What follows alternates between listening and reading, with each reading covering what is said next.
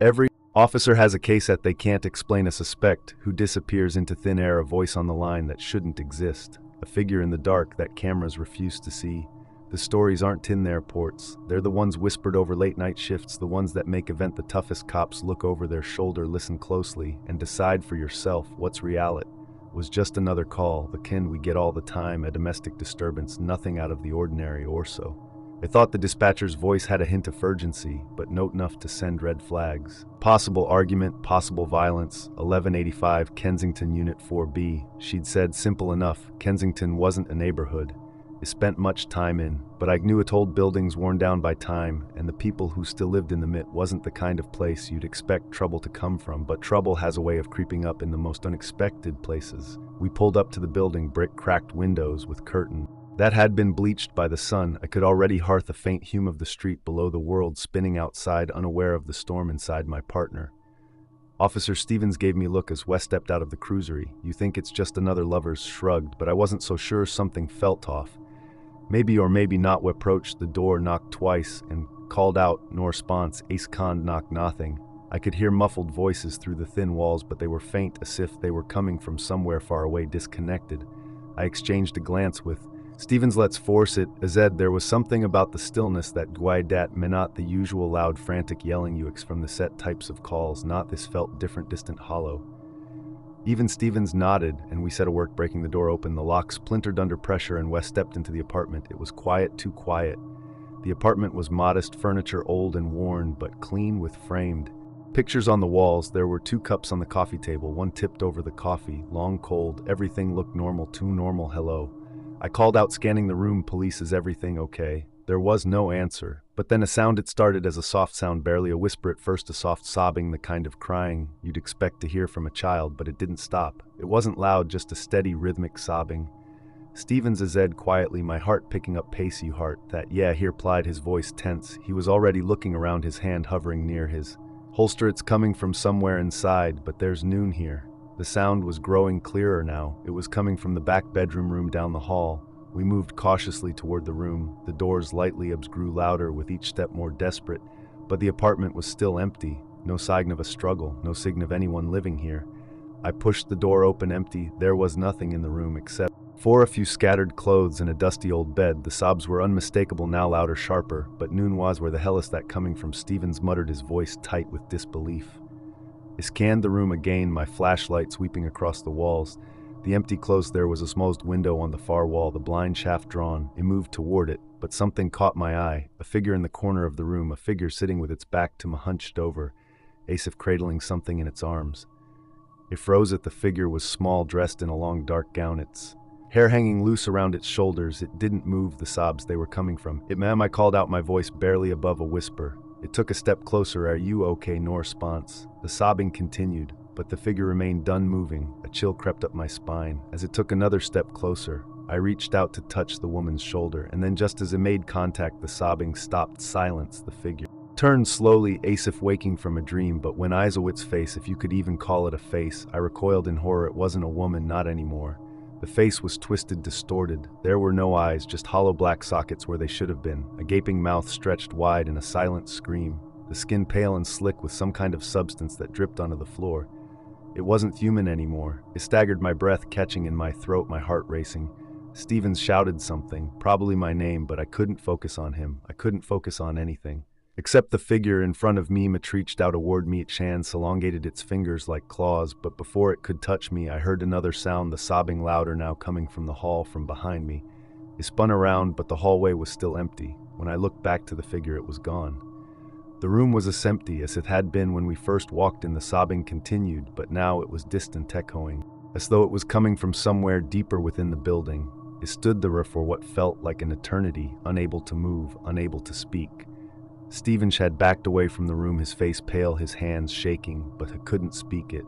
There Webbeth heard it, the sobbing still there, but now fading, as if it was moving further away from us. We left the room, we left the apartment, we left the building as quickly as we could. The sobbing didn't stop, though it followed use, choing in the hallways and the stairwell and the elevator shaft. The sound filled the space like it was alive, feeding off the fear, feeding off the unknown. We never spoke of it again. It's been years, and I still hear it sometimes, the sound of sobbing drifting through my mind. When I least expect it, it's the kind of thing that doesn't just go away. You can't unhear something like that. You can't unsee what we saw in that room. And as for the woman in the gown, I don't think she ever left. The crying is still out there in the quiet corners of buildings like that one. You just have to listen closely enough. Hello friends, thank you for watching. A special shout out to our subscribers. You keep these eerie stories alive. But here's the thing, only 30% of viewers are subscribed. If you enjoy our content, hitting subscribe helps us more than you know. It takes a second but makes a huge difference. While you're at it, like and share to keep the chills coming. Thanks again, you made this possible. See you in the next one. If you dare. It was one of those cold, unsettling nights when the air outside the squad car feels like it's trying to steal your breath.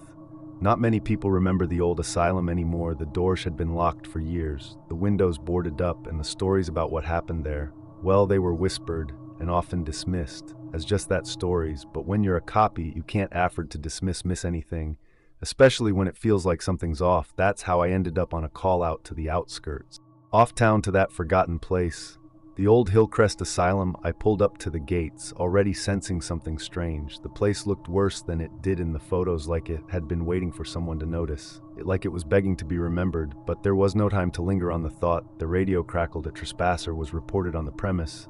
I wasn't surprised. Who in their right mind would want to come to a place like this? But duty calls.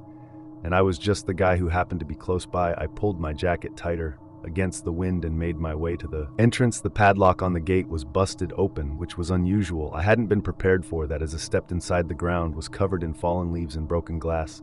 The place was silent, too silent. But then I heard a faint noise, a footstep, something moving just ahead, just behind the rusted doors leading deeper into the asylum. My hand instinctively reached for my flashlight, though I didn't need it. The moonlight barely made it through the high broken windows. Still, I could see the outline of the crumbling walls, the stained tiles, the old empty rooms. I called out, "This is Officer Johnson. I know you're in there. It's over. Come out now and we'll make it easy." Silence. Then the sound of hurried footsteps, the kind of running you do when you know you're caught, but you're still trying to make it out alive. I wasn't prepared for this. Who was out there? Why? I chased after the figure, my boots slapping against the cold floors as I ran through corridors that seemed to twist and stretch in odd directions. The asylum wasn't like a normal building. It felt more like a maze, hallway a la Labyrinth that pushed you farther from the exit, but I wasn't about to let this person slip away. I rounded a corner just in time to see a shadow dart into a room up ahead. It shouted against "Pie, you can't hide in there." I sprinted toward the door, my heart pounding, breath coming in quick bursts as I reached forth the handle. The door creaked open, empty. The room was empty, but it felt that stillness, the weight in the air, like someone had just been there. Scanned the room with the flashlight, moving across the dusty furniture and shattered glass. The room hadn't been touched in years, not since the place had been abandoned. The walls were covered in peeling paint, old papers scattered across the floor, a layer of dust thick enough to make everything feel like it hadn't moved in decades. I stepped inside, my mind racing. I'd seen this before, empty rooms, strange encounters, but this felt different. The air was colder, the silence deeper. And then there it was, a strange, almost imperceptible noise, a faint clicking sound from somewhere, a lock, a latch. It turned slowly, following the noise. My flashlight landed on a wooden door at the far end of the room. It looked different from the others, more intact. It wasn't locked with a padlock like the rest of the building, but it was bolted shut. There was something odd about it, something that felt like it was holding back years of history. The bolt hadn't been moved in ages. I approached it cautiously, listening closely. The sound of breathing, lightly labored, came from inside. "Who's there?" I asked, my voice shaky despite my best effort to keep it steady, but there was no response. I reached for the bolt, but before I could touch it, I heard a sound behind me. Footsteps, soft but deliberate, spun around, and there it was again, the figure, a blur, a shadow that darted into another part of the room, just like before it was gone. Before I could make out anything, frustration surged through me. I had to know what was going on, why I kept airing these sounds, why this person wouldn't respond. My instincts screamed at a leave to walk away from whatever had taken hold of this place, but I couldn't. The bolt on the door shifted, creaking as it was undone from the other side. Then as quickly as the figure had appeared, it was gone. I rushed toward the door, but it was locked again, a room that hadn't been opened in decades, but somehow it felt like something or someone was waiting. I forced the door open with all my strength, but when I crossed the threshold, I was met with only darkness, a thick, suffocating darkness, not the kind that comes from nightfall, but the kind that weighs on you, that fills you with a sense of foreboding. Something wasn't right, something was off. It tried to steady my breath, tried to calm myself, but the silence in that room felt like the walls were watching me. I moved forward, Cautiously, my flashlight, trembling in my hand the beam, shone on to something in the far corner of the room. Old books, more dust, but there was something else, as something wrapped in cloth. As I got closer, my heart stopped. There, hidden away, was a small wooden crate, the kind of crate used to store personal effects, belongings, things meant to be forgotten. I reached for it, my fingers brushing against the rough wood. Now where I heard it again, the sound of footsteps. This time they were behind me. They spun around, nothing. The door slammed shut. I pulled on the handle, trying to escape, but it wouldn't budge. I was strapped. The crate suddenly felt like it was the key to everything, the history of this place, the reason for the strange happenings. My mind raced, but the air grew thick. Every second stretched like an eternity.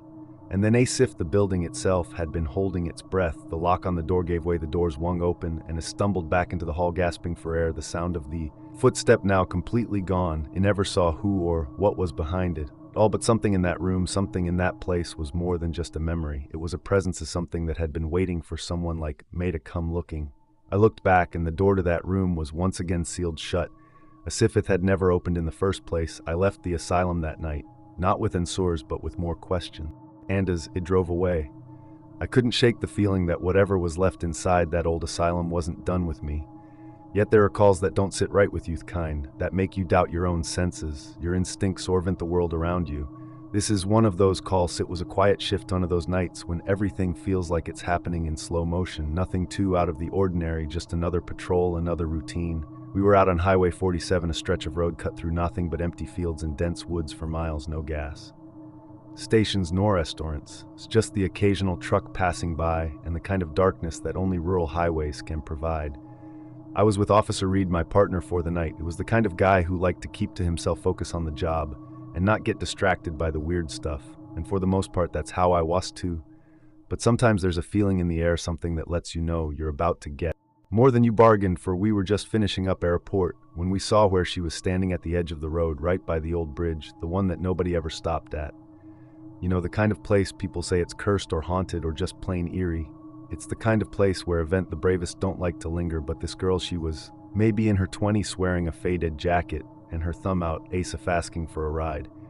I glanced over at Reedy. You see her? Yeah, he replied, tapping the brake and slowing down. Looks like someone's lost out there. I pulled over to the shoulder, the tires scrunching against the gravel.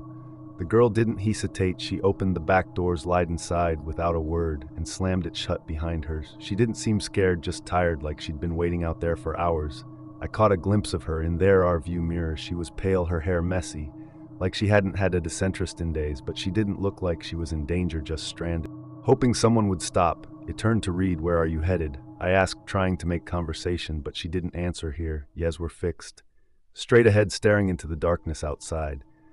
Reed gave me a look, raising an eyebrow. Maybe she's just tired. Some folk to talk. We continued driving in silence, the hum of the engine the only sound between us. We were nearing the bridge now, the one I mentioned before, the one with the stories, the one that always made me feel uneasy. As we crossed the bridge, I checked the rear view mirror again, and that's when I saw it.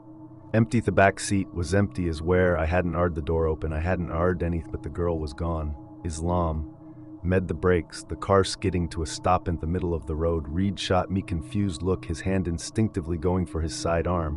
What the hell's going on, man? Did you see that? I glanced at the back seat, his eyes narrowing. See what the girl, she was there, right? She just vanished. He looked around the cart, then back out the window. Nothing. Maybe she bailed out when we weren't looking, but I knew what I'd seen, and there was no way she just disappeared like that. I put the car in reverse, circling the area around the bridge.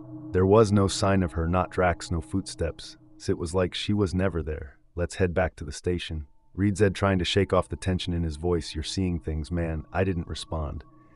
I didn't know what I'd seen, but I knew it wasn't right. It wasn't the last time. It happened a week later. I was out on the same stretch of Highway 47 again, this time with Officer Hayes.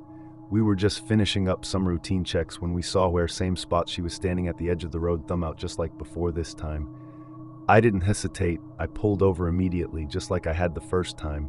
Hayes didn't seem to notice anything strange. He just glanced over, shrugged, and opened the door. Need a ride? I called out, but the girl didn't say a word. She opened the back door's lid and slammed its hut, just like last time. I didn't say anything to Hayes. Wedruven air between us felt thick, like something was about to happen. But this time I was more prepared. I knew what was coming. As we crossed the bridge, I didn't dare look in the rear view mirror. I didn't need to. I felt it in my gut. A brake hard. The car skidded to a stop again. Hayes said, sounding alarmed. Now what the hell is going on? It turned to the back seat, empty. There was nothing. There just the same empty space. I pulled over to the side of the road. Again, my heart was pounding in my chest. Hayes was staring at me wide-eyed, now no longer thinking. I was losing my mind. What the hell, man? He muttered, his voice trembling. Where is she? I didn't have an answer. I couldn't explain. It was like the girl never existed, but I knew what I had seen. I backed up again, trying to retrace our steps. I drove slowly all the way back to the bridge. The dark road, the fields on either side stretching into nothing. No sign of her. Nah, girl, nah, no trace. Wes sat in silence for a while, the engine idling in the cold night air. Hayes was the first to speak. You think we're being pranked? Hesked, his voice shaky. It shook my head, my mind racing. I don't know, man. I've been on this road too many times. There's no way we're getting pranked, but there's something wrong with this. It happened again this time. It was Officer Phillips on the shift, and it was the same girl, same bridges, same everything. She peered just as quietly as before, her figure barely visible in the shadows at the side of the road. She climbed into the back seat, silent, and when they crossed the bridge, just like clockwork, she was gone again. But this time Phillips wasn't so quick to drive away. He stopped the cargo tout and started searching the area on foot. The next thing we knew, Phillips was gone. Two missing, no sign of him. Note, vent the smallest clue. Too what had happened, and that's when the rumors started spreading. Some say it's a ghost, others say it's something worse. I don't know what to believe anymore. All I know is we never picked her up again, not once. Every time I pass that bridge now, I think about her. And sometimes when the fog rolls in thick and the headlights flicker just right, I could swear I see a figure at the side of the road waiting, but I've learned my lesson. I don't stop anymore, because some things don't need to be explained, some things don't want to be understood, and the girl on Highway 47, she's just any of those things. I've worked as a 911 dispatcher for years. Every call is different, but they all follow a pattern and exchange of words, a clear request, a sense of urgency, but sometimes the calls don't follow any pattern. Some calls linger with you long after you hang up the phone. This is one of those calls. It was just after midnight. The shift had been quiet, too quiet, and I was staring at the clock, waiting for something to break the silence. The phone lines buzzed with occasional test calls from officers, checking in, nothing out of the ordinary. Then I rang. I answered quickly, as I always do. 911. What's your emergency? There was no response at first, just heavy breathing. I could feel the tension crawling up my spine. Something about that silence, it wasn't right. Hello, I tried again. Mom, Mary, you there? And then finally I heard their voice, frantic, breathless, trembling with fear. They're in the house, she cried. They're in the house. Please help me. I don't know who they are, but they're here. They're coming for my mind raced as I processed her words. Adrenaline hitting my system. I kept my tone calm, trying to anchor her, trying together to breathe. Okay, stay calm. Where are you? Can you tell me your address? I asked, my fingers already typing into the system, pulling up the information. Her reply came in broken sobs. I don't know where I am. It's an old house of Begon, but please, they're getting closer. Please, they're coming up the stairs. I can hear them. The line went dead. I could hear my own heart pounding as the silence on the other end stretched on. No dial tone, no static, just dead air, but the call didn't disconnect. The line stayed open. I immediately dispatched on it. Officers Matthews and Garcia were close by, only a few blocks away. I gave them the address I had on file, but something didn't sit right. The woman's voice had been filled with panic, but there was a hollow quality to it, a kind of desperation that didn't belong. It felt like she wasn't just afraid of someone in her house. It was more like she was trapped by something much bigger than that. The officers arrived at the location a few minutes later. They pulled up to an old, tough, dilapidated house on a forgotten stretch of road. The kind of place that looked like it hadn't seen life in years. Peeling paint, broken windows, weeds growing where the driveway used to be. Been abandoned for decades, according to the records. There was no reason for anyone to bother, let alone a frantic woman begging for help. I could hear the officer's voice crackling through the radio as she approached the front door. Dispatch. We're at the address. No lights on, no sign of life. Looks like this place hasn't been lived in for a long time. I frowned, confusion creeping into my voice. Wait, you're sure the records show this house was abandoned? Matthews cut me off, his voice tight with tension. Yeah, well, it's not empty now, that's for sure. I felt a cold shiver run down my spine. The officers entered the house, and I could hear their footsteps echoing through the empty halls. The place was dark, the air thick with dust. Nothing seemed to have changed in all those years. Yet Matthews and Garcia's voices grew more and more confused. Dispatch. Matthews said, sounding unsettled. There's nothing here, no furniture, no signs of life, just wallpaper and floorboards, but it's weird. I swear I hear something like whispers, like someone's trying to talk. It felt a lump form in my throat. Whispers, what do you mean? Whispers. Garcia's voice came through her tongue, just as confused. Yeah, like there's noon here. but we keep hearing voices, faint ones. They sound like someone's talking, but I can't make out the words and wait.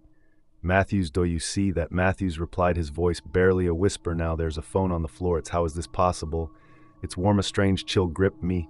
The phone on the floor, that couldn't be right. They hadn't seen a phone. When they first arrived, they would have noticed it. Get out of there, I urged, panic creeping into my voice. Leave the house, as something's wrong, don't. But it was too late. The radio crackled again, but this time there was no response, just static. It shouted into the mic, but nothing came back. My heart was pounding in my ears. I had no idea what was happening, but I could feel it like the air itself had shifted. Something was wrong. Something was very wrong. Minutes passed, and I was waiting for any kind of update. And then just as quickly as they had gone silent, the officers returned to the radio. We're out. Where Matthew's voice came through, but it sounded distant, strained. Dispatch, we're out. But there's something you need to know. The house is, I don't know how to explain it. It's just wrong. We're getting back in the car now. Matthews is Ed. My voice is shaking. What happened? Where's the phone? The woman. You. But before he could respond, the radio cut off. It stayed silent for what felt like an eternity. I waited and waited. Then finally, after an excruciating pause, Matthew's voice came back through the radio, but it wasn't the voice of the officer who had gone in dispatch. The voice said, cold and hollow. It wasn't Matthews, it wasn't Garcia. Either it was the woman, the one who had called, but now she sounded different, far away. Echoing his thought, the voice wasn't coming from the radio at all, but from somewhere else. Deeper, I'm still here, she said softly, please help me. They won't leave, they won't let me. Got the house, it won't let me leave. I felt the blood drain from my face. The call had never truly ended. The woman's voice was still there, lingering in the static. I scrambled to reach the officers again, but all I could hear was silence. A full minute passed. The radio came back to life. But it wasn't Matthews. It wasn't Garcia. Dispatch, a new voice crackled through the line. This is Officer Warren. We found them. We found the car. Warren's voice was flat, motionless, like he was in shock. They're not there. We found their cruiser, but Matthews and Garcia, they're gone. And there's no sign of them anywhere. My heart stopped. What do you mean? Where did they go? Don't ask, Method. I don't know. The house is, something's not right. And it's like it took them in the walls. I don't know how else to explain it. The line went dead. And this time it didn't reconnect. The house was eventually sealed off. Though nobody could explain what happened that night, Noon could explain the call or the phone that had been warmed to the touch, or the officers who vanished without a trace. And as for me, every time I heard the sound of a phone line crackling in the dark, I can't help but wonder who called and why. Some calls, you can't forget, they linger with you, trapped in your mind, a mystery that may never be solved. And sometimes when I close my eyes at night, I heard the faintest whisper on the other end of the line. I'm still here. There are things you see that don't make sense, things that make you second guess your own eyes, your own mind, and the rare places that, no matter how familiar, never feel quite right. The station is one of those places. I've been working night shifts at the precinct for years now. And I can't tell you this much, the hours between midnight and dawn have a way of stretching time out into something unnatural. The hallways are quieter-ish, easier, and if you've ever worked a long shift in a place like this, you know that the silence can play tricks on your mind, but this was different. This wasn't the kind of thing you can brush off. Fit star. Ted, about 2 weeks ago, I was working the latest shift, just like any other night. My partner, Officer Jameson, was at the front desk filling out some reports. While I was keeping an eye on the holding cells, the place was as empty as usual, just a few petty offenders in for the night. No serious cases. The clock was ticking slowly toward 3 a.m. And the station had that eerie quiet to it, where the faint hum of the lights and the occasional clink of the cellars are the only sounds. Then as a tattoo, it darted across the hallway near the far side of the holding area. It wasn't a person. It wasn't even human, not really. It was too vast, too dark. It slipped in and out of sight. In an instant, just a brief blur of something long and thin, like it was trying to hide itself from the light. I froze for a second, my eyes around, looking for an explanation. Maybe it was just a trick of the light, the way the shadows moved in the hallway. Or maybe it was a bugger at something that scurried into view. But then what again, this time it was clearer. It wasn't in the hallway, it was between the cells. I rubbed my eyes trying to focus, but there it was, moving fast, slipping from one cell to the next. As if it were watching the prisoners. I stood up from my desk and walked cautiously toward the holding area. James and I called softly, not wanting to alarm him, but needing someone else to confirm what I was seeing. Did you see that? He looked up from his paperwork. See what that shadow in the hallway? It was just there. It looked like moved between the cells. Jameson gave me an odd look, but has stood up anyway. You sure it wasn't just some weird light? I mean, we've been up for a while, man. I nodded, trying to shake off the unease creeping up my spine. Maybe, but it was too quick. It felt off, like it wasn't supposed to be. There was stood insolence for a few seconds, waiting. The station was still, too still. The ninth happened again, a shadow darting past the cells just like before. Did you see that? I asked, now starting to feel a cold sweat on the back of my neck. Jameson squinted, didn't answer. He seemed confused, unsure. I didn't see anything. We checked these security cameras, nothing. The footage was clean, just as Sith had always been. There was no sign of anyone, now unusual movement, nobblers, no shapes that didn't belong. I swear, as though I muttered, feeling frustrated. It's not like I imagine. It's there every time. Jameson ran a hand over his face. Maybe you're just tired, man. It's been a long shift. Why don't we take a break? I nodded, but something in the pit of my stomach told me this wasn't just exhaustion. This was different. Over the next few nights, the sightings continued. The shadow would slip through the cells at random, always when the station was empty or quiet, when it felt like time itself had slowed down. Sometimes it would move between cells, other times it would just stand there at the far end of the hallway, watching. Every time we checked the security footage, it was clear, nothing. The cameras never picked up anything. It was like the shadow was beyond the lens off the cameras, like it wasn't supposed to be seen, but we saw it, we couldn't unsee it. Jameson began to get more uneasy. He wouldn't admit it, but I could tell he kept checking the hallways when he thought Noon was looking. He started sitting at the front desk, with the door locked, looking over his shoulder. Every few minutes, I did the same. We were both one. Yet though neither of us wanted to admit it tonight, the tension reached its breaking point.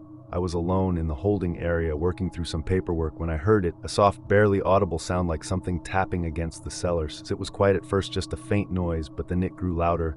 I glanced up. The shadow was back, but this time it was different. It wasn't moving quickly anymore. It was standing still right in front of one of the cells. I could see its shape clearer now. It wasn't just a shadow. It was taller, man. Its features stretched and elongated, almost distorted. Its presence felt wrong, like it wasn't part of this world. It took a step toward it, but the instant I did, it vanished, gone like smoke in the wind. I froze, me heart pounding in my chest. Jameson shouted into the radio, "Jameson, get over here now," but there was no answer. I ran to the front desk, my mind racing. The hallway was empty. There was no sign of Jameson. Noon was around. That's when I heard the soft sound again. This time it was coming from the cells, a whisper. I couldn't make out the words, but the tone of it sent a chill down my spine. I rushed to the holding area, heart thawing in my chest. And then I saw it, Jameson. He was standing at the far end of the hallway, staring at the shadow. His face was pale, his eyes wide and glassy, as if he wasn't in control of his own body. "Jameson," I called, stepping forward, but he didn't respond. He just stood there, frozen, like he was staring at something I couldn't see. I reached for him, grabbed his arm. "Jameson, let's get out of here. Man, this place is..." But when it touched him, he jerked away, his eyes snapping back to me with a look of pure terror. "Don't," whispered his voice, barely audible. "Don't look at it. It's not what you think." It earned toward the shadows, but before I could see anything, the light flickered and the station doors slammed shut, trapping us both inside. And that was when the voice came. It was a loud, guttural sound, so soft it felt like it was in my head more than in the room with us. "Leave now." I grabbed Jameson's arm and dragged him back toward the door, my heart racing, but the shadow was following us, its presence heavy, oppressive. It wasn't just in the hallway anymore. It was everywhere, in the air, in the walls. The door was locked. We couldn't get out. Hours later, when we were finally able to escape, we didn't speak much. Jameson wouldn't look at me. I think we both knew something had changed that night. Something about that place wasn't right. We never saw the shadow again, not after that night. But every time I pass that station, I can't shake the feeling that something's still there, waiting, watching. Because some shadows don't fade away, they just follow you. And no matter how hard you try, you can't outrun them. Thank you all for joining me on these journeys. Your support means everything, and I love reading your reactions and personal experiences in the comments. If these stories kept you on the edge of your seat or gave you chills, so please hit that like button and consider subscribing for more haunting stories. Have you ever experienced something similar, or perhaps you have your own unexplainable story to share? I'd love to hear your thoughts in the comments below. Each of your stories adds another layer to our growing community of horror enthusiasts. And if you think someone else might enjoy a good scare, don't forget to share this video with them. Stay tuned for more spine-chilling stories. And remember, sometimes scariest tales are the ones that could happen to any of us. Thank you again for watching, and I'll see you in the next video if you dare.